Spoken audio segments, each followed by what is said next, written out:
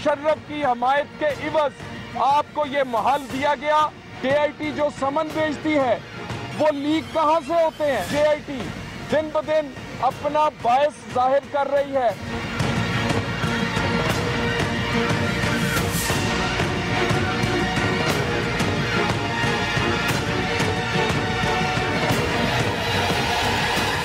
बिस्मिल्लाहिर्रहमानिर्रहीम। अस्सलाम वालेकुम नाज़रीन, आप तकरार प्रोग्राम देख रहे हैं। मैं इमरान खान हूं। पाकिस्तान के साबिक सदर जनरल रिटायर परवेज मुशर्रफ साहब मौजूद हैं हमारे साथ और इस वक्त बड़े इंपॉर्टेंट इश्यूज हैं जिनके ऊपर मुझे उनके साथ बात करनी है। जनरल साहब से, जनरल साहब अस्सलाम वालेकुम। वालेकुम सलाम इमरान। जनरल साहब, दो चार बड़ी इंपॉर्टेंट चीजें हैं, लेकिन पहले जो फर्स्ट डेवलपमेंट है उसके ऊपर बात करते हैं। शरीफ खानदान के एहतसाब का अमल जो सुप्रीम कोर्ट में शुरू हुआ था वो अब एक ऐसे मोड़ पे है कि या तो ये क्लियर हो जाएगा खानदान इस सारे मामले में, या ये हमेशा के लिए फंस जाएंगे। इनकी सियासी जो जिंदगी है वो मुतासर हो सकती है, इनका माशी जो सिस्टम है इस खानदान का वो मुतासर हो सकता है। तो ये अब तकरीबन फाइनल चल रहा है। दो ऐसे मेंबरान हैं JIT के जिन पे तहफ़्फ़ुज़ात का इजहार किया हुसैन नवाज ने या शरीफ खानदान ने, बिलाल रसूल SECP के और आमिर अजीज स्टेट बैंक के। ये कहते हैं इनका ताल्लुक परवेज मुशर्रफ से, काफ लीग से होता हुआ तहरीक इंसाफ तक इनके ताल्लुकात हैं। इस बुनियाद पे हम एतराज कर रहे हैं। जनरल साहब, जानते हैं आप इन लोगों को? देखें, मैं बिल्कुल इनको नहीं जानता हूँ, लेकिन ये काम कर रहे होंगे स्टेट बैंक में। अब ये अपने हर आदमी को अपने जैसा समझते हैं कि मैं अपने को यार दोस्तों को और अकरबा रिश्तेदार को भर्ती करवा रहा हूँ हर तरफ। बाबा, स्टेट बैंक में एक आदमी काम कर रहा है, मेरिट पे काम कर रहा है, मेरिट पे चल रहा है। मुझे क्या पता कौन है वो, एज लॉन्ग एज मेरिट पे काम कर रहा है। तो इनको मैं बिल्कुल नहीं जानता हूँ, लेकिन थे वो, अगर थे वहाँ बड़ी अच्छी बात है। अगर वहाँ थे, मेरे से क्या ताल्लुक है इनका? कुछ भी नहीं है। तो कह रहे हैं कि आपके दौरे को इंक्वायरीज हुई हैं, उनका ये हिस्सा रहे हैं। ये बेसिक जो एतराज है वो ये है। देखें, इंक्वायरी जो भी होती हैं, अगर नैब कोई इंक्वायरी कर रहा है, अब वही मैं बताना चाहता हूँ, कोई मेरे से नहीं इनिशिएट होती थी वो। एक तो ये वही पे दोबारा मैं कहूँगा, ये सबको अपने जैसा समझते हैं कि उधर बैठे हुए प्रेसिडेंट प्राइम मिनिस्टर हाउस से टेलीफोन कर रहे हैं नैब चेयरमैन को कि भाई इसको ट्रायल शुरू कर दो, इसकी बंद कर दो। ये मैं नहीं करता था भाई, मुझे नहीं पता इंक्वायरी अगर कोई है उसमें कौन सा कोई मेंबर अगर इंक्लूडेड है, क्योंकि उस ज़माने में अगर ये साहब थे, ये तो एक जूनियर इंसान होंगे, जूनियर रैंक में होंगे, तो होंगे कोई मेंबर होंगे किसी इंक्वायरी में। तो मैंने तो इनको नहीं मेंबर लगाया, मुझे तो नहीं पता किसने लगाया होगा किसी ने, मेरिट पे लगाया होगा। ये मैं इंश्योर करता था, सबको कहता था देखो मेरिट बगैर कोई काम नहीं होगा। तो मेरिट पे ये आए होंगे, मेरिट पे काम कर रहे होंगे। ठीक है जनरल साहब, एक चीज और है कि ये जो लोग हैं जो इंक्वायरीज इन्होंने की हैं आपके दौरे हुकूमत में, PMLN ये कहती है कि हम एक इंतहाई सख्त तरीन एहतसाब से जनरल रिटायर परवेज मुशर्रफ साहब के दौर में गुजरे हैं। अगर उस एहतसाब में हम गलत साबित नहीं हुए तो अब कैसे हो सकते हैं? क्या आपने वाकई इनका ऐसा कड़ा एहतसाब किया था अपने दौर में? कोई बिल्कुल कोई कड़ा एग्जामिनेशन, कोई इनको ट्रायल व्रायल ऐसी नहीं हुई। ये ऐसे ही कह रहे हैं। जो एक केसेस कुछ जो बेनज़ीर के ज़माने के शुरू हुए हुए थे वो चल रहे थे वहाँ, वो नैब में थे। वो केसेस FIA से इधर आ गए हुए नैब में थे, और ये उस ज़माने के चल रहे हैं जो रहमान मलिक साहब ने कोई इनिशिएट किए हों, तो वही चल रहे थे। और कोई हमने कोई नया कोई इनिशिएट इनके खिलाफ नहीं किया। जैसे वो पेपर मिल्स का केस है, उदयबा पेपर मिल्स का केस है, वो चल रहा होगा, उसकी इन्वेस्टिगेशन बाहर जाकर देख रहे होंगे। अगेन अगर कोई कर रहे थे, बाहर कोई जा रहा था, मैं उन्हें नहीं भेज रहा था। अपना चल रहा है, वो नैब का निज़ाम चल रहा है, वो अपना काम पूरा कर रहे हैं, मेरिट के ऊपर काम कर रहे हैं, अपना लगे हुए हैं। मैं बिल्कुल नहीं इंटरफियर कर रहा था उस काम में, और ना कोई इनकी विच हंटिंग हो रही थी। बिल्कुल इनकी विच हंटिंग नहीं हुई है, बल्कि ये तो खुशी खुशी बाहर चले गए हैं। उसके बाद ये तो there was no witch hunting इनके खिलाफ।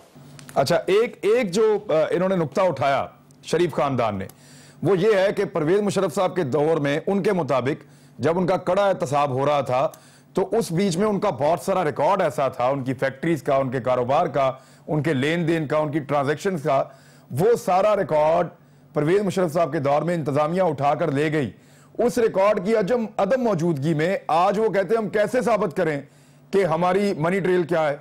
हाँ, ये फिर वही दूसरों पे डाल रहे हैं। तो मैं अगर मेरे दौर में वो कागजात ले गए, अगर केस इनके पर शुरू हुआ और वो कागजात लेकर गए होंगे तो वो नैब में होंगे। वो कौन सा कोई नैब चेयरमैन मैंने कोई ऐसे नहीं लगाए हुए थे कि वो कागजात उठाकर अपने साथ अपने घर ही ले गए, या मैंने कहीं उनको कागजात को बुलाकर मैंने अपनी लॉकर में रख लिए और मैंने छुपा दिए। मैं क्यों छुपाऊंगा? वहां पड़े हुए हैं, उधर पड़े होंगे, देखें नैब में। इन्होंने की होगी गड़बड़। अगर कोई हुआ है, वो कागजात गायब हुए हैं, वो इन्होंने खुद ने गायब करवा लिए होंगे। ये बात हो सकती है, पॉसिबिलिटीज की। इनके मुताबिक आपके दौर में वो पेपर इधर उधर हो गए।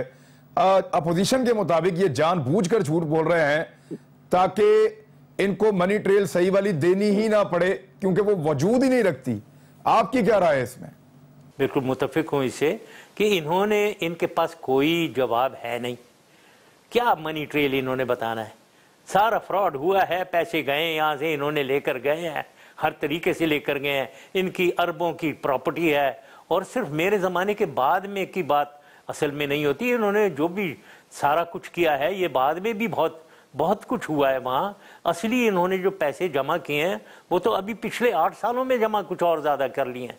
तो ये इनके पास कोई मनी ट्रेल है नहीं, उसके ये सबूत वो पेश कर नहीं सकते हैं। तो ये आसान तरीन तरीका, परवेज मुशर्रफ, मैं याद आ जाता हूँ इनको ऐसे ही, वो ले गए जी, कागजात गायब कर दिए। मैंने क्यों कागजात? मैं तो कागजात उनसे अगर थे तो उनको मैं डबल बनाना चाहूंगा कागजात, ताकि ये फंसे। मैं क्यों गायब करूंगा उन्हें? ठीक है चंद साहब, एक चीज और ये उठा, एक तो ये जो मैंने एलिगेशन पहले आपके सामने रखा कि वो आप पे इल्जाम ये है कि आपने अपने दौर में इनका कड़ा एहतसाब किया। जो आपका और एग्रीमेंट इनका था, जो पब्लिक हुआ, वो मामला ये था कि 10 साल तक ये खानदान पाकिस्तान वापस नहीं आएगा, पाकिस्तान की सियासत में हिस्सा नहीं लेगा। इसके बदले में वो जो त्यारा साजिश केस वाले मामलात हैं वो खत्म हो जाएंगे। तो क्या जो करप्शन के केसेस थे उनके हवाले से कोई डील मौजूद नहीं थी? नहीं, कोई एक कसम वो केसेस खत्म करने की कोई बात उसमें नहीं है, कोई जिक्र नहीं है। ये कागजात उधर सारे हैं, उसको पढ़ लें आप। इनकी जो डील है उसमें कोई ऐसी बात नहीं है। ठीक है, तो जनरल साहब आप इसका फैसला किस तरफ जाता हुआ देख रहे हैं? ठीक है, अरकान है, सुप्रीम कोर्ट ने कह दिया है कि हम कोई मेंबर तब्दील नहीं करेंगे, जो मेंबर्स मौजूद हैं उन पे आपके तहफ्फुज़ात हों या ना हों, वो मेंबर्स वही रहेंगे। और मेंबर्स को कहा है कि कोई जानिबदारी का तासुर ना मिले, आप इन्वेस्टिगेशन जारी रखें। आप इसका नतीजा क्या देख रहे हैं तहकीकात का? एक तो ये सुप्रीम कोर्ट का फैसला बिल्कुल सही है, कोई चेंज नहीं करना चाहिए। और ये जो बातें निकाल रहे हैं कि वो मेरा आदमी है और ये अपने जैसा सबको समझते हैं। मेरा कोई आदमी नहीं है, ना मेरे कोई रिलेटिव, ना दोस्त है। तो उनको बिल्कुल उधर रहना चाहिए और उनको फेयर जजमेंट देनी चाहिए। मैं सिर्फ ये कहूँगा, मुझे मालूम नहीं है कि किस रुख चलेगी।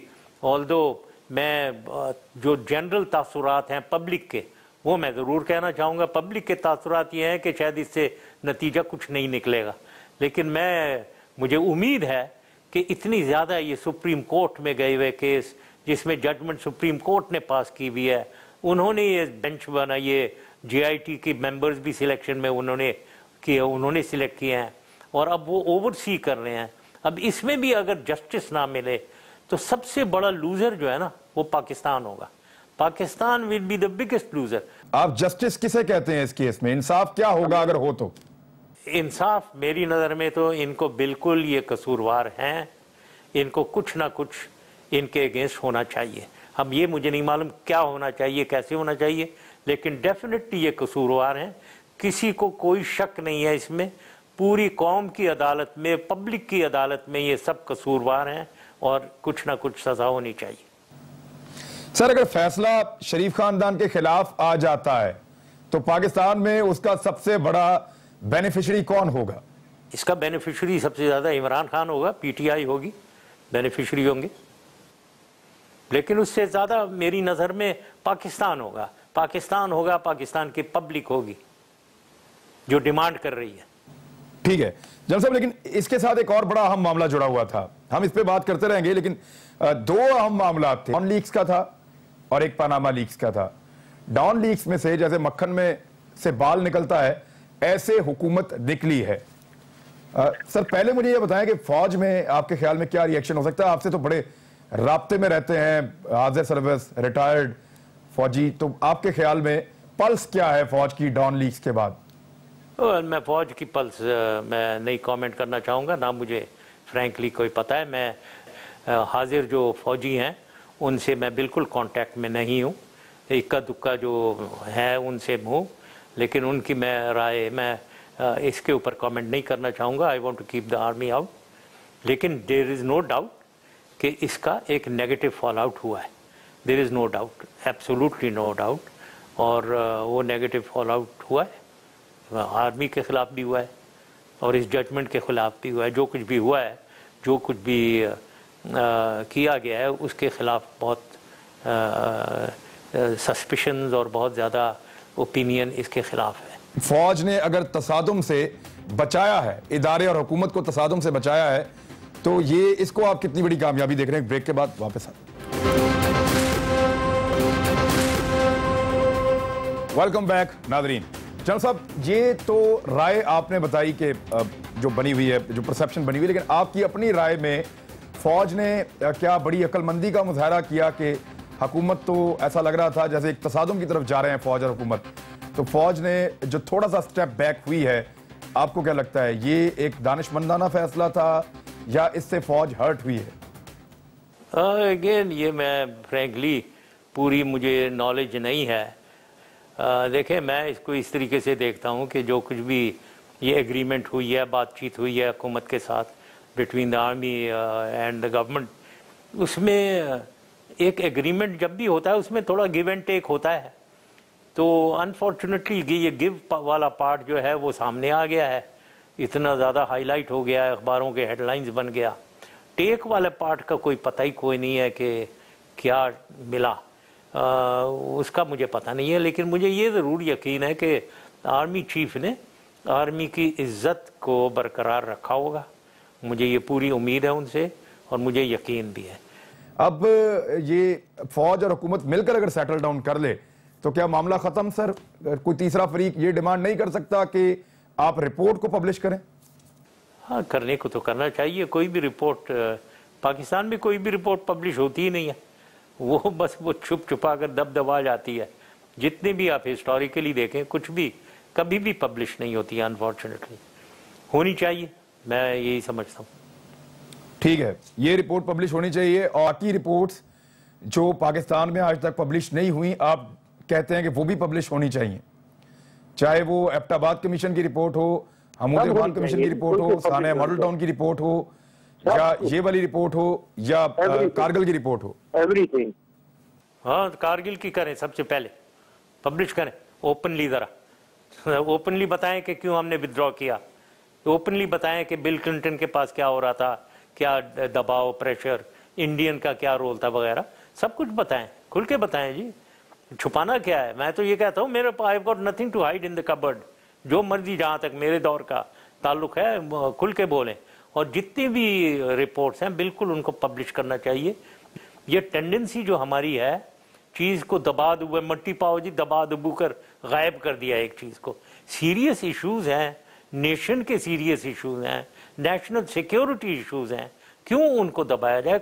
कुछ हद तक कुछ चीज़ों की कॉन्फिडेंशियलिटी ज़रूर होती है, लेकिन उसके बाद उनको पब्लिश कर देना चाहिए। जब इतनी बड़े कोई कमीशन बिठाते हैं, उस कमीशन की रिपोर्ट पर कमीशन क्यों बिठाते हैं अगर कोई उसको पब्लिश ही नहीं करना है और पब्लिक नहीं करना है? ठीक है जनरल साहब, एक अभी आपने कुछ अर्सा पहले एक स्टेटमेंट दिया था कि जो हालात चल रहे हैं उन हालात के मुताबिक दोबारा मुस्लिम लीग नून की हुकूमत पाकिस्तान में आ जाएगी। आपके स्टेटमेंट के इस पीस को मरियम नवाज साहिबा ने अपने ट्विटर अकाउंट पे भी डाला और PMLN वालों ने बड़े फख्र के साथ ये बताया कि शेर जो है वो एक बारी फिर आ रहा है और जनरल मुशर्रफ साहब जो हैं वो उसकी गवाही दे रहे हैं। तो जनरल साहब, अब क्या हालात मुख्तलिफ हो गए हैं JIT बनने के बाद, सऊदीया के मियाँ साहब के दौरे के बाद, और जो डेवलपमेंट्स हो रही हैं, जिस तरह की लोड शेडिंग हो रही है, क्या हालात मुख्तलिफ हो गए हैं या अभी भी मियाँ साहब के लिए हालात साजगार हैं हुकूमत दोबारा बनाने के लिए? मैं ये क्लैरिफाई कर दूं, अगर मैं ये कहता भी हूँ कि ये PMLN और पीपल्स पार्टी आएंगे, ये नहीं है कि ये मेरिट के ऊपर आएंगे, ये नहीं है कि ये बहुत पॉपुलर हैं तो उसकी वजह से ये आएंगे, बिल्कुल ये बात नहीं है। बात दरअसल ये है कि ये मैनिपुलेट करते हैं, ये मैनिपुलेट करते हैं तमाम इलेक्शन प्रोसेस को, हुकूमत की मशीनरी को यूज करते हैं और मैनिपुलेट करके एक गलत नतीजा सामने आ जाता है। किसी को कोई शक नहीं है, मेरे ख्याल में होना नहीं चाहिए कि ये दोनों पाकिस्तान में और सिंध में सिंध में पीपल्स पार्टी अनपॉपुलर है और आसिफ जरदारी अनपॉपुलर है और यहाँ ये भी अनपॉपुलर है, लेकिन इलेक्ट हो जाते हैं जी। जहाँ इलेक्शन हो, बाई इलेक्शन हो, लोकल गवर्नमेंट इलेक्शन हो, हर जगह जीत जाते हैं। गिलगित बल्तिस्तान में हालांकि इनकी कोई पॉपुलैरिटी नहीं है, वहाँ बिल्कुल जीत गए। आज़ाद कश्मीर में भी जीतते हैं। ये मैनिपुलेट करते हैं, तो ये मैनिपुलेट दोबारा करेंगे। यही अगर हुकूमत में बैठे रहे दोबारा मैनिपुलेट करेंगे और इस वजह से ये जीतेंगे। इसलिए मैं कहता हूँ अनलेस हम कोई ऐसा तरीका निकालें कि ये मैनिपुलेशन ना हो सके, एक फेयर इलेक्शन हो, और वो मैं समझता हूँ फौज की निगरानी में होना चाहिए, बिल्कुल टोटली फौज और पार्लियामेंट को अपना किरदार अदा करना पड़ेगा, रिटर्निंग ऑफिसर और प्रिजाइडिंग ऑफिसर। ठीक है जनरल साहब, एक ब्रेक ले लेते हैं। एक ब्रेक से वापस आते हैं तो मियां मोहम्मद नवाज शरीफ साहब सऊदीया तशरीफ ले गए थे, वहां क्या हुआ उसके ऊपर आपका तबसरा, और फिर जनरल राहील शरीफ साहब कब तक इस्लामी फोर्स के सरबराह रहेंगे या उस ओहदे को कबूल रखेंगे, इस बारे में क्योंकि अभी कुछ स्पेकुलेशंस आ रही हैं। ब्रेक वापस आते हैं, बात करें।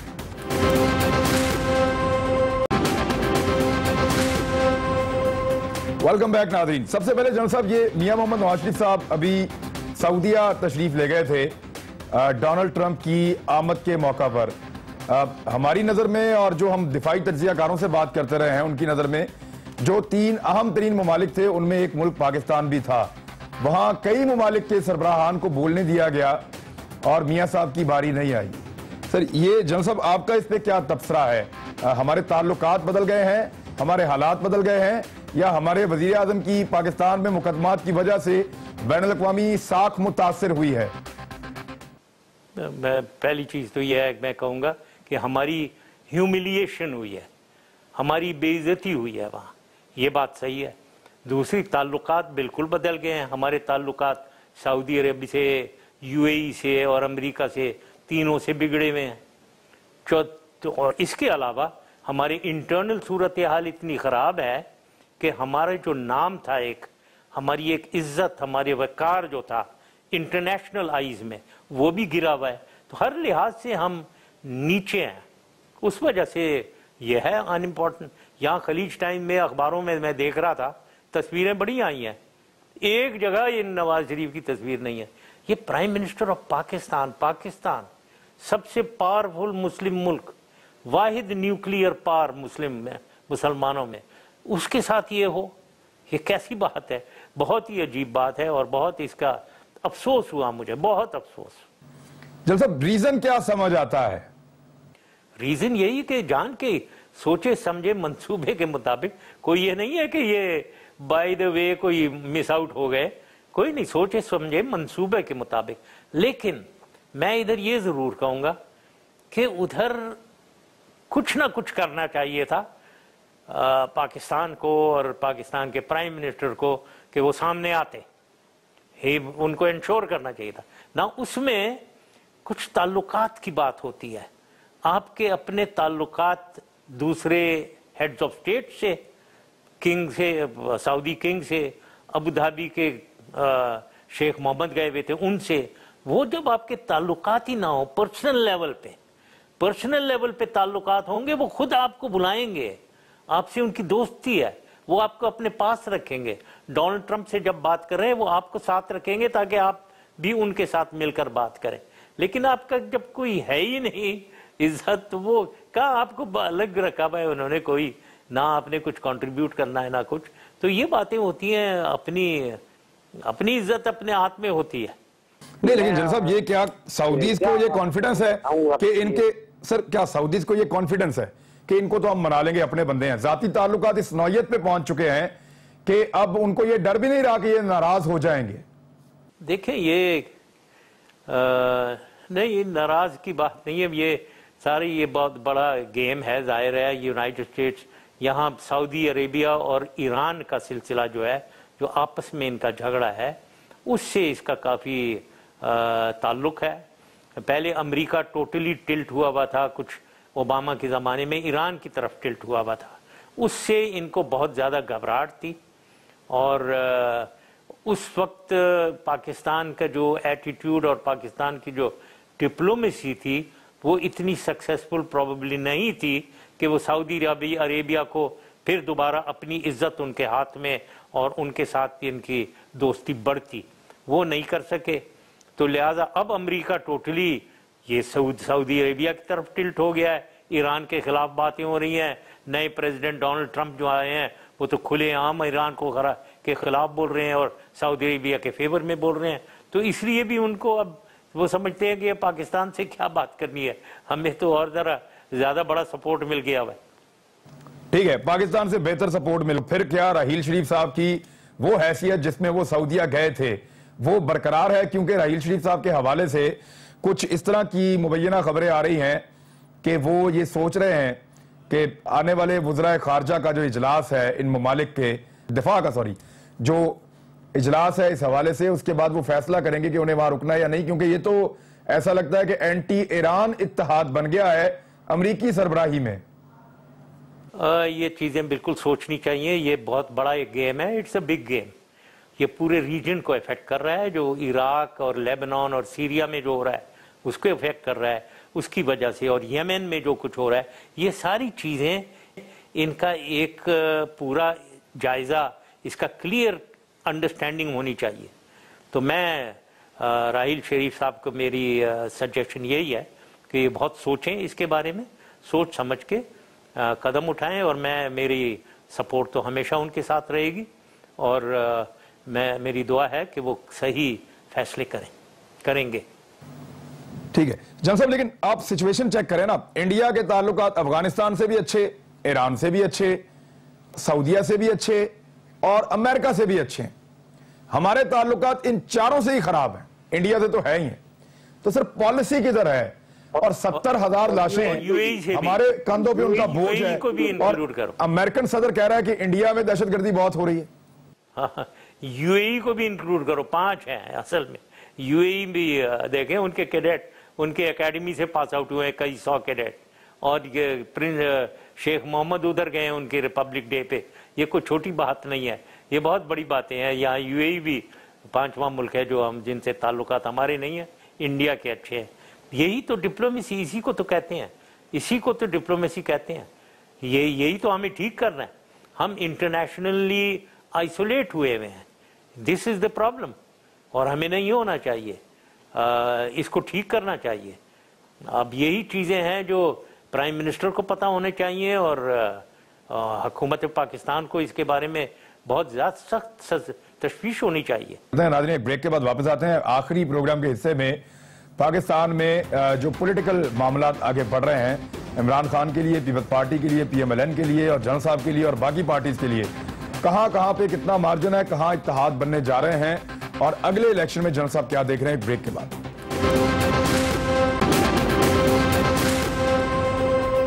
वेलकम बैक नाज़रीन। जन साहब, ये पाकिस्तान पीपल्स पार्टी को लगता है, और उसका इन्होंने इशारा भी दिया है कि इमरान खान और मियां मोहम्मद नवाज शरीफ दोनों अपने अपने मुकदमात की पादाश में नाअहल हो जाएंगे, और पीपल्स पार्टी के लिए बहुत सारे इक्तदार के लिए दरवाजे खुल जाएंगे। ऐसी कोई पिक्चर आप देख रहे हैं? हालांकि पीपल्स पार्टी के लोग छोड़ छोड़ के तहरीक इंसाफ में जा रहे हैं अभी तो। नहीं, इनको गलत फहमी है कि पीपल्स पार्टी पंजाब से ख़त्म हो गई भी है, सिर्फ सिंध तक महदूद है, और वो भी रूरल सिंध में, अर्बन सिंध में भी नहीं है, यहाँ तक महदूद है वो। और पाकिस्तान के हवाले से मैं देखता हूँ तो अगर ये बात हुई है जैसे ये कह रहे हैं कि इमरान खान और नवाज शरीफ दोनों डिस्क्वालीफाई हो जाएंगे, फिर तो एक बहुत बड़ा वैक्यूम क्रिएट होगा, और उस वैक्यूम को भरने की बहुत ज़रूरत है। और नेशनल पार्टी कोई इमर्ज हो, जो मैं कहता रहता हूँ हमेशा, हमें दोनों PMLN और पीपल्स पार्टी को कौम ने रिजेक्ट कर दिया है, इन दोनों को चला जाना चाहिए। इन दोनों को जाने के लिए एक सिंध स्ट्रैटेजी अलग चाहिए, पंजाब स्ट्रैटेजी अलग चाहिए। तो इसमें ये दोनों, अगर ये PTI भी आउट हुआ, PMLN लीडरशिप इनकी, तो फिर तो यहाँ बहुत वैक्यूम होगा। सोचना पड़ेगा कि कोलिशन कैसी हो, एक फोर्स कैसी बने जो नेशनल फोर्स हो, और सिंध में भी कैसे बनाई जाए एक नेशनल फोर्स जो पीपल्स पार्टी को डिफीट कर दे। जहाँ तक फ्रंटियर और बलूचिस्तान का ताल्लुक है, उधर इन दोनों में से किसी की कोई खास सपोर्ट नहीं है, तो one can easily manage affairs there. ठीक है, लेकिन जनरल साहब देखें ना, ये पीएम की अगर क़यादत नाअहल हो जाती है, उनके पास मुतबादल क़यादत मौजूद है, मियाँ साहब वगैरह ने अपने बच्चे तैयार किए हुए हैं और लोग हैं, बट इमरान खान अगर नाअहल हो जाते हैं तो फिर पीटीआई आपके ख्याल में खत्म? हाँ यस, ये वो तो पीटीआई तो बिल्कुल पर्सनैलिटी ओरिएंटेड है, लेकिन वो भी इमरान, ये जो पीएमएलएन भी वो ये बात इतने आसान नहीं है, ये जो आप कह रहे हैं कि उनके बच्चे तैयार हैं, बच्चों को कौन कबूल करेगा इज़ द क्वेश्चन। तो पार्टी जो है इतनी आसानी नहीं होती कि अब बच्चा आ गया तो उसको सब लेलों की तरह उसके पीछे लग जाएंगे। आई डोंट थिंक सो, क्योंकि वहाँ भी एम्बिशन लोग, हर आदमी की अपनी अपनी एम्बिशंस भी हैं, वो भी एम्बिशियस लोग भी हैं, वो अपना सोच रहे होंगे, तो वहाँ काफ़ी प्रॉब्लम होगा कि सक्सेशन का कौन होगा नेक्स्ट प्राइम मिनिस्टर, और वो नेक्स्ट प्राइम मिनिस्टर जो आएगा उसके एटीट्यूड्स क्या होंगे, वो अलग बात है। ये बड़ी इंटरेस्टिंग भी सिचुएशन है, लेकिन पाकिस्तान के लिए कोई अच्छी सिचुएशन नहीं है ये। जनरल साहब, क्यों प्रोग्राम का आखिरी हिस्सा है, जो बड़ी इंपॉर्टेंट एक डेवलपमेंट है उसमें बात करना बड़ा ज़रूरी है। अभी रमज़ान शुरू हुआ है और वहाँ कश्मीर में दोबारा भारत ने बर्बरियत शुरू कर दी है। 15 जो है वो कश्मीरी शहीद किए हैं भारत ने गुज़िश्ता चंद दिनों में। ये जो एक नई वेव आई है भारत के अंदर, मकबूजा कश्मीर में भारत की तरफ से, इसको आप क्या देख रहे हैं? क्या ट्रंप की शय मिलने के बाद भारत ज्यादा अग्रेसिव हो गया है, हमारी कमजोर खारजा पॉलिसी से फायदा उठा रहा है, हो क्या रहा है? एक तो वो ये तो हुआ है इस वजह से कि बुरहान वानी के भाई को उन्होंने शहीद कर दिया है, उसकी वजह से ये यूथ जो है ये दोबारा उठ गई है, और दोबारा जब उठी है तो वो इन्होंने फिर बारबरियत अपनी शुरू कर दी और उनके 15 जैसे आप कह रहे हैं लोगों को शहीद कर दिया। ये तो ये जुल्म ढाई चले जा रहे हैं ना। इसमें अब इंटरव्यू लें आप, मैंने अभी इनको एक इंटरव्यू दिया है, वो लगा हुआ है वो अपने टेररिज्म कर हो रही है वहाँ। मैंने कहा भाई टेररिज्म तुम कर रहे हो, टेररिज्म कहाँ हो रही है? टेररिज्म आप कर रहे हो, डोंट कॉल इट टेररिज्म। ये जो कोई फौज चल, तुम्हारी फौज यूनाइटेड नेशंस की वायलेशन कर रही है, उधर जो एग्रीमेंट है उनकी जो प्लेबिसिट और right of self determination deny हो रही है, आपने 100 लोगों से ज़्यादा लोगों को शहीद कर दिया वहाँ, तो आप लोग टेररिज्म जेनोसाइड कर रहे हो वहाँ। तो वो अपने ही लगे हुए हैं अपने ख्यालात में, लेकिन नाउ वो तो लगे रहेंगे क्योंकि वो उनका इंटरेस्ट है। हम अपना नेशनल इंटरेस्ट जो कश्मीर में है उसको हम नहीं प्रमोट कर पाते हैं, हम खामोश, हमने अपनी ज़बान सी हुई है, लिप्स आर टाइड, कुछ भी नहीं कहते हैं। बुरहान वानी को शहीद कर दिया उस वक्त भी कोई नहीं बोले, इसको शहीद कर दिया फिर कोई नहीं बोल रहे हैं। तो हमें बोलना चाहिए और इंटरनेशनली आवाज़ उठानी चाहिए।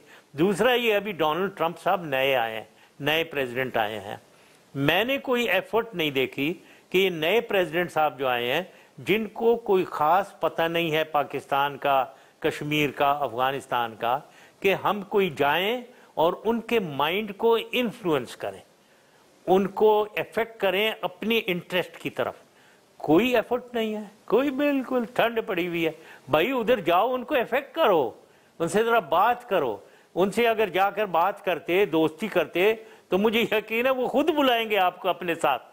वो पाकिस्तान की कोई इंपॉर्टेंस, देखें पाकिस्तान की इंपॉर्टेंस ये है यूनाइटेड स्टेट्स के लिए, पाकिस्तान के नेबर देखें कौन है, ईरान ईस्ट में, अफगानिस्तान नॉर्थ में, चाइना नॉर्थ ईस्ट में, इंडिया ईस्ट में, सॉरी ईरान वेस्ट में। तो ये चारों मुल्क के सेंटर में हम हैं। ये चारों मुल्क अमेरिका के लिए बहुत अहम तरीन है, हम उनके सेंटर में हैं। तो हमारी अहमियत नहीं है क्या? ये हम खुद सोचें, हमारी कैसी अहमियत नहीं है? हमारी बहुत अहमियत है उनकी नज़र में, लेकिन हम ज़रा प्ले तो करें ना इसे। और हमारी अहमियत मुस्लिम उम्मा में भी है। मुस्लिम उम्मा में डायनेस्टीज़ अगर देखा जाए, टर्क्स, ईरानीज़ और अरब, ये तीन, ये आप मशहूर रहे हैं और पावरफुल रहे हैं। इन तीनों में आपस में एक दूसरे के खिलाफ हेट्रेड है। Pakistan is the only balancer. Pakistan balancer है, तुर्की से भी दोस्ती, ईरान से भी, सऊदी अरब से भी, हम बैलेंसर हैं और हम सबसे पावरफुल हैं, तो हमारी उम्मा में फिर रोल कैसे नहीं हो सकता, जरूर है हमारा। अब अगर आप ये चीज़ें रियलाइज ही ना करें और ये अपनी साख और अपनी इज्जत बना ही ना सकें, तो there is nobody to blame, you are yourself to blame, you are yourself to blame. तो जब क्या इंडिया इंटरनेशनल बॉर्डर पे हमला है? अभी अमेरिकन इंटेलिजेंस के हवाले से खबर आई थी कि इंडिया पाकिस्तान पर हमला कर सकता है, फिर उनके एयर चीफ ने जिस तरह बयान दिया, फिर पाकिस्तान के फदाइया को अलर्ट करना पड़ा।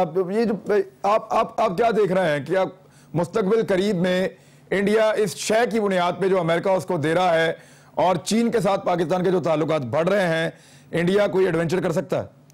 नहीं, इंडिया कोई नहीं एडवेंचर करेगा। उनको पता है, उनकी मिलिट्री को पता है कि एडवेंचर करेगा तो बहुत सीरियस सिचुएशन हो जाएगी, कन्वेंशनली एंड अनकन्वेंशनली, तो नहीं करेगा। जहाँ तक एयर चीफ का ताल्लुक है, मैंने उन्होंने एक लेटर लिख दिया हुआ है तमाम एयरफोर्स ऑफिसर्स को, हजार से ऊपर एयरफोर्स ऑफिसर्स हैं, उन सबको अपना लेटर। लेकिन इतना वो अनबैलेंस्ड किस्म का लेटर है, मैं हैरान हूँ कि उन्होंने एक तो ये क्या तैयार हो जाओ हमले के लिए एट शॉर्ट नोटिस, ये जरूर कहा है उन्होंने। आगे उसी लेटर में सेक्सुअल हैरेसमेंट की भी अगेंस्ट बातें की हैं, उनसे रेप के अगेंस्ट भी बातें की हैं। तो ये किस किस्म का लेटर है भाई? आप जंग की बातें कर रहे हो या अपनी सोशल प्रॉब्लम्स की बातें? तो ये अजीब सा एक लेटर उन्होंने लिखा है, पता नहीं कोई कितनी संजीदगी में लिखा गया है। कोई ऐसा प्रॉब्लम नहीं है, परेशान नहीं हो। और उसमें जो पता होने चाहिए वो ये भी उन्होंने लिखा है कि whatever we have we will have to accept whatever we have. इस किस्म की बातें भी की हैं। मतलब ये है कि उनकी एयरफोर्स में कमजोरियां हैं, जो हैं उनकी कमजोरियां, उनको पता होना चाहिए हमें। ये मिग 21 उनके सारे चले गए हैं, ख़त्म है, तो उनकी एयर फ्लीट जो है वो आधी तकरीबन रह गई हुई है। तो ऐसी भी नहीं है कि वहाँ हंकी ढोरी है बड़ा ज़बरदस्त। अल्लाह ताला के फजल करम से पाकिस्तान फोर्सेस बहुत तगड़ी हैं और उनकी मजाल नहीं है कि हमारे खिलाफ कुछ करें। ठीक है, तो जनरल साहब आखिर में मैं सवाल आपके सामने रखता हूं कि पाकिस्तान की हुकूमत ये कहती है कि लोड शेडिंग का अजाब जनरल रिटायर परवेज मुशर्रफ साहब के दौर का तोहफा है, और उसके बाद आसिफ अली जरदारी साहब की बैड गवर्नेंस के तसलसल की वजह से आज बदतरीन लोड शेडिंग है पाकिस्तान में। लोग वापडा के दफ्तरों पे हमले कर रहे हैं, लोग एहतजाज कर रहे हैं, रमजान में सहरी और अफ्तारी में बिजली नहीं मिल रही। तो आप इसके लिए अपने आप को कसूरवार समझते हैं सर? मैं हंस सकता हूं इसके ऊपर बस, क्योंकि ये 4 साल इनको गुजर गए हैं। कितनी दफा इन्होंने वादा किया था कि 6 महीने में सब कुछ ठीक हो जाएगा, हम बिजली दे देंगे, साल भर में हम बिजली ठीक कर देंगे। कहाँ गए इनके वादे? ये झूठ बोली चले जा रहे हैं। वो मेरे साथ, और भाई देखो, मेरे ज़माने में मैंने बार बार कहा है 19,500 मेगावाट बिजली पाकिस्तान में जनरेशन कैपेसिटी हाजिर, अभी भी हाजिर है। और ये इसमें से 2,900 बल्कि 3,000 से थोड़ा ऊपर मेगावाट मेरे ज़माने में बनी है। और मैंने साथ साथ जाहिर किया है कि 1,500 तो आप गाजी बरूथई को ले लो, 100 आप इधर मंगला डैम की रेजिंग को ले लें, आप 300 मेगावाट चश्मा की ले लें आप, न्यूक्लियर पावर। तो ये तो मैं ऐसे ऑफ द कफ बता रहा हूँ ना आपको, 2,300 हो गए। तो ये क्या बकवास कर रहे हैं? बात ये है कि देखें, दो जरिए हैं बिजली के। पब्लिक सेक्टर है जो वापडा करती है और जिसमें हमारे बड़े बड़े डैम्स हैं और बड़े बड़े नंदीपुर भी उसी का हिस्सा है। अब नंदीपुर को बंद पड़ा हुआ है, नीलम जेलम भी बनना था, वो भी उसी का हिस्सा है। और फिर जितने ये मंगला डैम, तरबेला डैम, जहाँ 4-4, 5-5 हज़ार मेगावाट बनते हैं, ये उसका हिस्सा है पब्लिक। ना वो उसके लिए मेंटेनेंस चाहिए होती है ताकि वो 80 to 90% कैपेसिटी पे चलते रहें, बाकी मेंटेनेंस के लिए थोड़ा सा रोकना पड़ता है। अब वो अगर बिल्कुल वो आधे पे चल रहे हो, 50% पे, तो आपके पास बिजली कम है। प्राइवेट सेक्टर को ले लें, जो ये IPI आए हैं और जितने भी प्राइवेट सेक्टर में आए हैं, उनको लें आप। उनकी सर्कुलर डेट प्रॉब्लम है, आप पैसे ही नहीं दे रहे हैं उनको, तो वो तेल के वालों को पैसे नहीं देते हैं, उनको तेल गैस नहीं मिलती है, जनरल साहब 480 अरब रुपया तो आते ही दिया इन्होंने, सर्कुलर डेथ के नाम के ऊपर 480 अरब रुपए तो आते ही दिया, और वो फिर उतने ही हो गए हैं दोबारा, और उसका ऑडिट भी कोई नहीं है, हिसाब किताब भी कोई नहीं दिया कौम, वो इतना ही हो गया। कोई नहीं, तो ब्लेम मेरे पे डाल देते हैं उठाकर। वो बाबा अपने put your house in order, please put your house in order.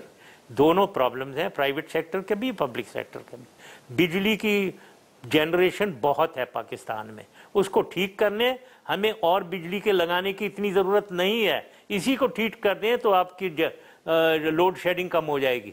जी ठीक है चल साहब, बहुत शुक्रिया आपका बात करने के लिए। नाज़रीन, आप जनरल रिटायर्ड प्रद्युम्न साहब को सुन रहे थे। कल एक नए प्रोग्राम के साथ दोबारा आपकी खिदमत में हाजिर होंगे। अपना ख्याल रखिएगा। अल्लाह हाफिज।